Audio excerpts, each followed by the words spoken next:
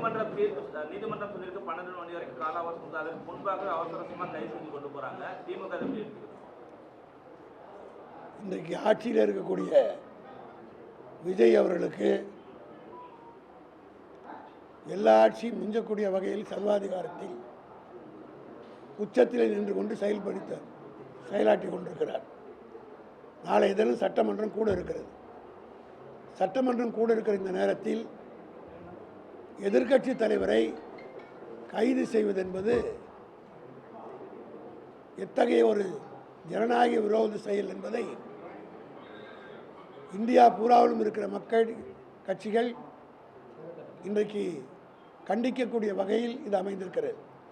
கொலை செஞ்சுட்டு கொலை குற்றவாளியாக இருக்கக்கூடியவர்கள் கூட பாராளுமன்றம் சட்டமன்றம் நடக்கிற போது அதில் கலந்து கொள்வதற்கு எங்களுக்கு அனுமதி அளிக்க வேண்டும் என்று நீதிமன்றத்தில் கோரி நீதிமன்றத்தில் வந்து கலந்துக்கிட்டு போன வரலாறுலாம் இந்திய ஜனநாயகத்தில் இந்த 75 ஆண்டு காலமாக நாம் பார்த்துருக்கிறோம்.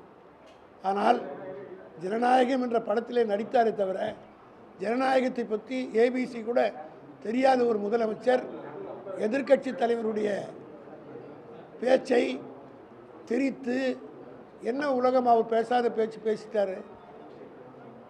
காவேரி இஷ்யூவை குறித்து ஏறத்தாழ 40 நிமிடம் இந்த அரசாங்கம் செய்ய தவறியதை, இந்த பிரச்சனையில் எப்படி அணுக வேண்டும், எதிர்க்கட்சி தலைவர்களை கூட்டத்தை கூட்டியிருக்க வேண்டும் போன்ற பல்வேறு குற்றச்சாட்டுகளை இந்த அரசின் மீது ஒரு ஜனநாயகத்தில் எதிர்க்கட்சி தலைவர் செய்ய வேண்டிய வேலையை செய்தார்.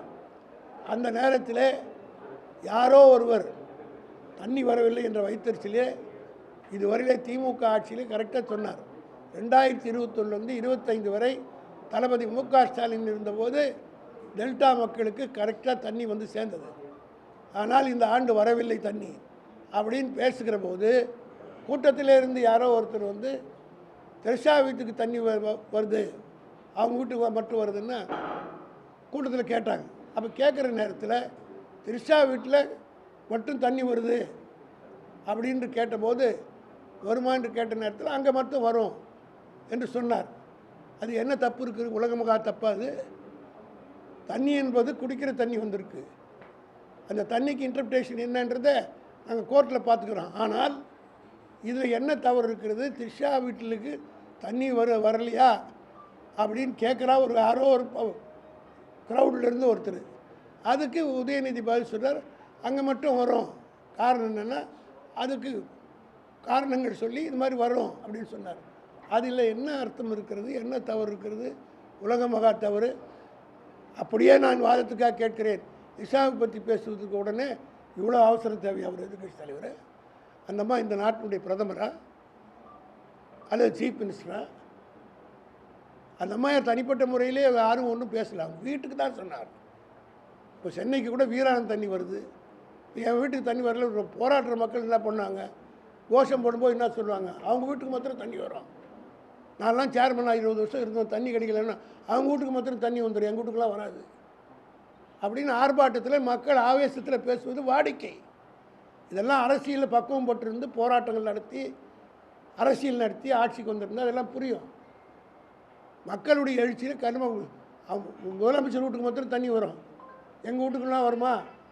எங்கள் வீட்டுக்கு அவங்க வீட்டுலலாம் ஏசி கரண்ட்டு 24 மணி நேரம் கரண்ட் ஓடும், எங்களுக்கு மாத்திரம் கரண்ட் போகணும்னு பேசுகிறது இயற்கை, வாடிக்கை, மக்களுடைய உணர்வு. அதுதான். அதை வெளிப்படுத்துகிற போது பேசுகிற போது அதை தாங்கிக் கொள்ள முடியாமல் இன்றைக்கி இன்னும் அவசரம். ஜெயலலிதா காலத்தில் நாங்கள்லாம் பேசியிருக்கிறோம், எடப்பாடி காலத்தில் பேசியிருக்கோம், எம்ஜிஆர் காலத்திலே பேசியிருக்கிறோம். ஆனால் ஒரு வழக்கிலே கூட என் மீதே 16 கேஸ் ஜெயலலிதா கேஸில் போட்டாங்க, ஜெயலலிதா மீது அவதூறு. ஆனால் ஒரு வழக்கிலே கூட நான் கைது செய்யப்படவில்லை. தளபதி மேலே 40 வழக்கு இந்த கேஸ் முடியும் போது ஒரு வழக்கிலே கூட கைது செய்யப்படவில்லை. ஆக இதுபோல் அவதூறு வழக்கு பேச்சில் வழக்கு போட்டு கைது செய்கிறதே கிடையாது. ஆனால் இன்றைக்கு அவசரமாக தஞ்சாவூர்லேருந்து இந்த தஞ்சாவூர் விவசாயிலாம் பட்டினியில் சாகிறான். அதை பற்றி கவனிப்பதற்கு இந்த அரசாங்கத்துக்கு நேரம் இல்லை, முதலமைச்சருக்கு அதை பற்றி சிந்திப்பதற்கு நேரம் இல்லை. ஆனால் அங்கே இருந்து ஆளை அனுப்பி இங்கே இருந்து அழைச்சி போட்டார். ஒன்று மட்டும் சொல்கிறேன், எங்கள் உதயநிதி ஸ்டாலினை இன்றைக்கு இளைய கலைஞராக மாற்றி கொண்டிருக்கிறார்கள். என்னுடைய நினைவெல்லாம் 1963 65 இந்திய எதிர்ப்பு போராட்ட நேரத்தில் கலைஞரை இதே போல தான் கைது செய்து பாளையங்கோட்டுக்கு ஜெயிலில் வேன்லேயே அழைச்சிட்டு போனாங்க. அதெல்லாம் இன்றைக்கி இருக்கக்கூடிய இவருக்கு தெரியாது. இவர் பிறந்திருக்கவே மாட்டார். அப்போ அன்றைக்கி கலைஞரை கைது செய்து இதே போல் வேனில் ஏற்றிக்கிட்டு பாளையங்கோட்டை வரையில் போனாங்க. அதே போல் இன்றைக்கு உதயநிதி ஸ்டாலின் அவர்களை கைது செய்து வேனில் அழைச்சிட்டு போகிறாங்க. ஆக இன்று முதல் இன்னையிலிருந்து எங்களை உதயநிதி ஸ்டாலினை இளைய கலைஞர் என்று அழைப்பதற்கு விஜய் வகுத்து கொடுத்து விட்டார் என்று தான் நான் கருதுகிறேன். ஒன்றை மட்டும், அது மட்டும் இல்லை, கோர்ட் 12 மணி வரையிலும் அரெஸ்ட் பண்ணக்கூடாதுன்னு சொல்கிறது உயர்நீதிமன்றம். அந்த நீதிமன்ற உத்தரவு மீறி இன்றைக்கு இந்த போலீஸ்காரர்கள் கைது செய்திருக்கிறார்னா அதற்குரிய விளைவுகளை சம்பந்தப்பட்ட அதிகாரிகளும் சந்திப்பார்கள், அவர்களுக்கு உத்தரவு போட்டதும் சந்திப்பார்கள்.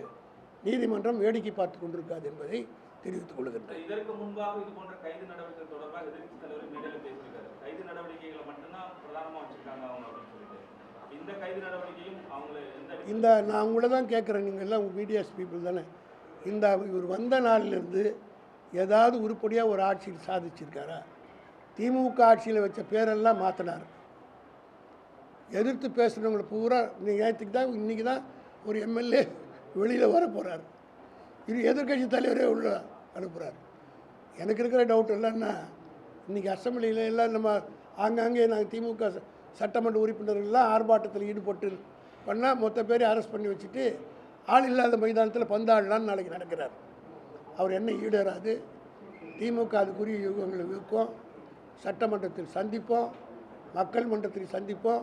நாளைக்கு இன்னும் ஆர்ப்பாட்டம் அறிவிச்சிருக்கிறாங்க. அந்த ஆர்ப்பாட்டம் நடத்திட்டோம். அதுக்கு விளக்க பொதுக்கூட்டம் போட்டு ஏன் ஆர்ப்பாட்டம், அது யார் அந்த பர்டிகுலர் கேரக்டரு, அந்த கேரக்டருக்கு அந்த நாட்டுக்கு என்ன சம்மந்தன்றதெல்லாம் தெருவாக வீதியாக திமுகக்காரன் துயிலிச்சு இருப்பான். எங்ககிட்டயும் பேச்சாளர் இருக்கிறாங்க. நாங்கள் பேச ஆரம்பித்தா தாங்க மாட்டார் விஜய். நிச்சயமாக, அதாவது அங்கே தஞ்சாவூரில் பேசின அந்த வச்சு புள்ளிவர்களை பார்த்து இதை சட்டசபையில் ஏற்றினா எப்படி பதில் சொல்கிறது அப்படின்னு பயந்துக்கிட்டு தான் பண்ணியிருக்கிறாங்கன்றது பட்டவர்த்தமாக தெரியுது. வழக்கு பதிவு பண்ணியிருக்கு. 12 மணிக்கு விசாரணை வர சொல்லியிருக்காங்க. நடுவில் இப்போ அவர் தஞ்சாவூர் அழைச்சிட்டு போகிறாங்க. நடுவில் நம்மளுடைய சட்ட நிபுணர்கள் என்ன சொல்கிறாங்க சார்? நீதிமன்றத்தில் நாடி இருக்கிறோம். 12 மணிக்கு இறங்கி வரும். நீதிபதி என்ன சொல்கிறார் என்று பார்ப்போம். அதற்குரிய நடவடிக்கை எடுக்க சட்ட ரீதியாக இதை விட பெரிய போராட்டங்கள்லாம் சட்ட ரீதியாக நடத்தி ஜெயிச்சு கட்சி தான் திமுக. 100 பணிகள் ஐபிஎஸ்சில் இருக்கிற எல்லா பிரிவையும் கூட போடட்டும். அதை பற்றி கவலை இல்லை. பண்ணட்டும். அந்த போராட்டம் ஏறுன்றது மக்களுக்கு தெரியட்டும். ஒரு தனிப்பட்ட நபருக்காக விவசாயி சாவரம், அதை பற்றி போராட்டம் கிடையாது. ஒன்றிய அரசிலிருந்து இப்போ எடுத்து போராடி போராட்டம் நடத்துறதுக்கு யோகியது இல்லாத ஒரு ஆட்சி யாரோ ஒரு நடிகைக்காக போராட்டம் நடத்தி ஆர்ப்பாட்டம் நடத்தி பேசுகிறாங்கன்னா அதை நாங்கள் துயில் உரித்து காட்டுவோம். திமுககார மேடையில் பேச ஆரம்பித்தான்னு வச்சுங்க, பல விஷயங்கள் வெளியில் வரும். இது அசிங்கமாயிடும். தமிழ்நாட்டு அரசியல் மேடைகளை காப்பாற்றிக்கொள்ள, நாகரிகத்தை காப்பாற்றிக்கொள்ள இந்த அரசு தன்னுடைய நிலைப்பாட்டை ஒழுங்காக நிலைநிறுத்திக் கொள்ள வேண்டும். யாரு? அது நாங்கள் ஒன்றும் கன்சல்ட் பண்ணல. நீ சாயந்தரம் பாருங்கள். உதயநிதி ஸ்டாலின் நீதிமன்றத்திலேயே இந்த ப்ரெஸ்க்கு மீட் பண்ணுங்கள். அதுக்குரிய பதில் சொல்லுவார், தெளிவான பதில் சொல்வார்.